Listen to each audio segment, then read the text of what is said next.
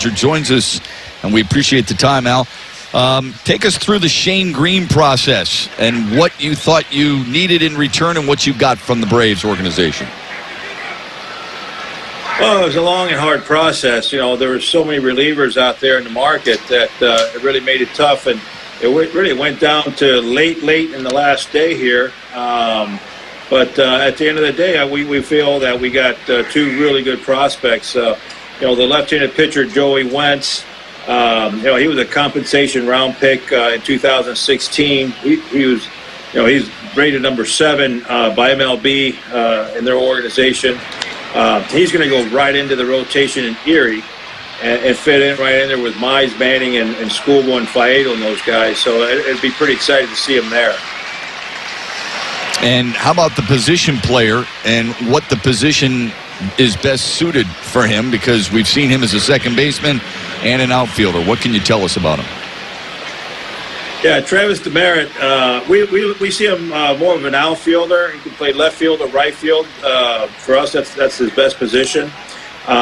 We actually like him a lot right now. He's actually performed very well in AAA. And we feel actually he's ready for the big leagues and give him a shot at the big leagues right now. I'm just waiting for this game to be over with and talk to Gardy and the staff about him.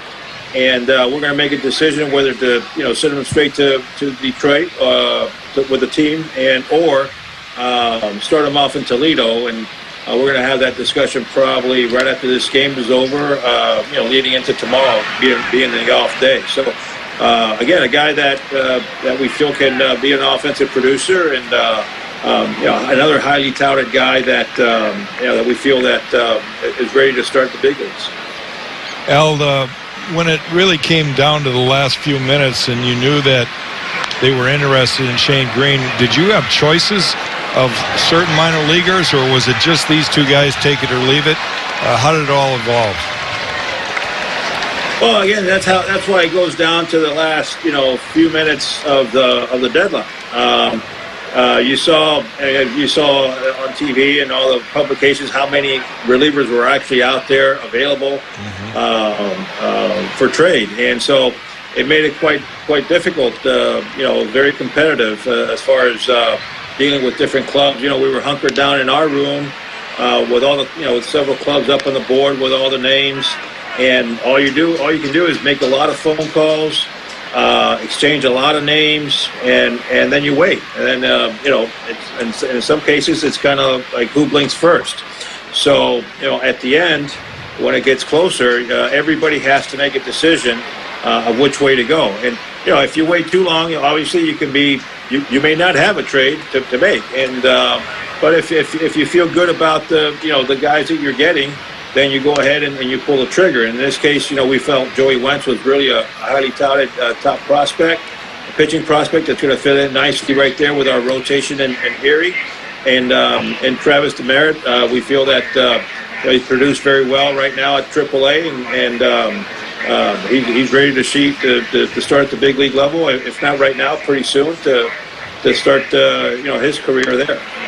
Al Avila joining us from Comerica Park. Pulled off a couple of trades today.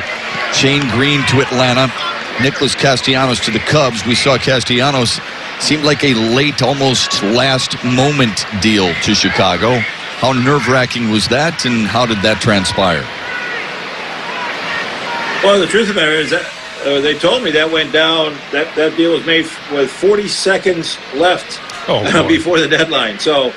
It's talk about nerve-wracking. But, again, that's one of those situations where, in Nick's case, he's got 2 months left of the season. And so, again, that's the way the market is going with these guys. That it was very difficult in trying to negotiate with that. But that being said, we're very happy with Paul Rashan because, obviously, he's another guy who was drafted in 2017 in the compensation rounds, and he's got a 4-pitch mix. Another guy that's ranked pretty good in their system, and he's going to fit right in our rotation in Lakeland. And obviously we feel he's a good prospect. Alex Lang was a first-round pick in 2017 out of LSU, and again another guy that he hasn't performed as well this year, but we also know that our plan with him is probably to put him in the bullpen, start him out at Erie right now. With the mix of pitchers we have there, he'll fit in right in, and we feel his best future is out of the bullpen. So we're pretty excited to have him. Just a first-round pick just a couple of years ago. We're pretty excited about that. So all these guys have tremendous makeup.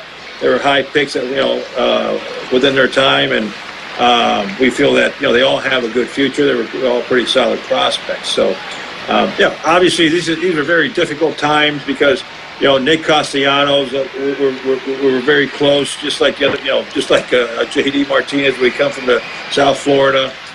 Shane Green's been great, obviously, with our pitchers. So, they both have opportunities to go to contenders and continue their careers there.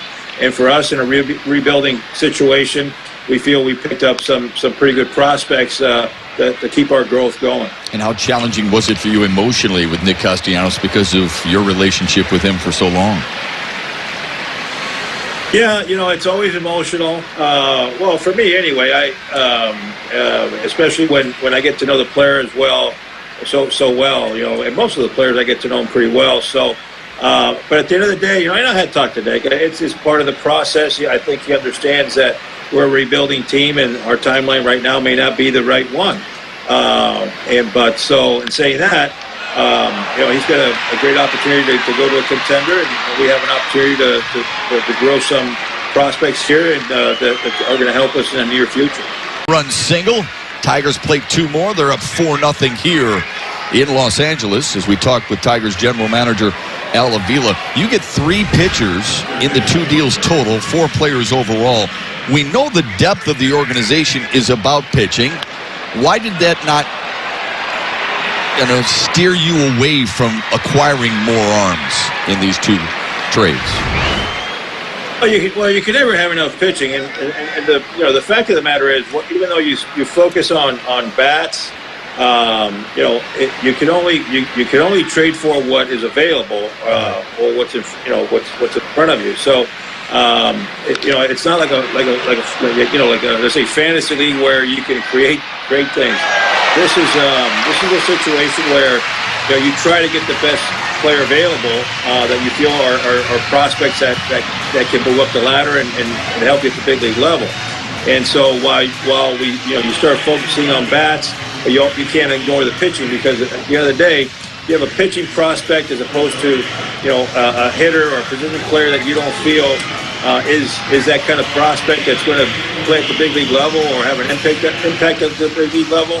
Then you just got to make your best decision. So and quite frankly, that's why sometimes you have to wait to the very end to be able to get the best guy that you can get.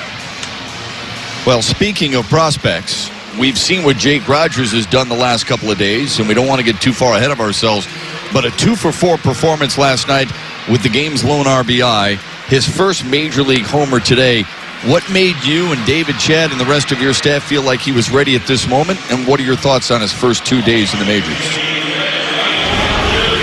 Well, obviously he's been touted as one of the, if not the best, one of the best for sure, defensive catchers in all of minor league baseball. We've seen him play plenty. I remember when we brought up Alex from AA, and we felt that the time was right. The team needed a boost. We felt that his receiving, game calling was important for our pitching staff. We also felt that quite frankly, he'll be ready to hit. Is it? Are we overexposing him? I don't think so. I think in talking to the minor league staff and following him through, we felt that is going to be able to handle it very well. He's very mature, very even keeled. So that's a big part of the whole equation. We're talking to Al Avila, who's live from Comerica Park. Al, with that change of Jake Rogers, obviously there's a lot of Tiger fans wondering who will be next, and maybe some of the guys you just mentioned in this latest trade, but every time there's a move, there's another opportunity for somebody else. Will there be more of this as we move forward toward the end of the year? Well, the trading deadline today is it. Obviously there are no more trades coming up after this. After today, 4 o'clock. That was the deadline. So I'm assuming you might mean that coming in the winter time. Yeah. But well, I mean, as far as movements in the minor leagues, right now there's a possibility, obviously, that some of those guys in Erie go to Toledo and to get some exposure there, but. These are timing issues right now, and some of the guys have gotten some setbacks and all that. So, obviously Burrows is coming back nicely right now. Funkhauser has had a couple of really good outings. Last night he had a very good outing. So they're bouncing back, and Casey Mize, bouncing back again. And so right now we got them on the right track. So we'll be making some decisions before the season's over to see if we move some guys from level to level as we go forward. Yes. Al, how busy was your phone ringing for not just Shane Green and Nick Castellanos, but what was the feel like for Matthew Boyd? Well, I think a lot of the reports were overstated. I think there was more media hype around it than there was actual discussions, to tell you the truth. Obviously, it was reported that we were asking for a lot of things, but at the end of the day, we think highly of Matt Boyd. Obviously he's a great clubhouse presence. He's had so far a great year. But I think all the information that was going around as far as who was interested and who was coming after him and all that, I think it was a little bit more. I think it was a little bit more overstated than the actual situation. So, but there was definitely interest in him. John Hicks to Nico Goodrum for the first out, and the force out at second base to get Brian Goodwin. Al Avila, we appreciate the time. We know it's been a long couple of weeks for you, especially the last couple of days. You and your team working extremely hard. We appreciate the opportunity, and we also appreciate the knowledge on the newest Tigers in the franchise. We'll see you when we get back home.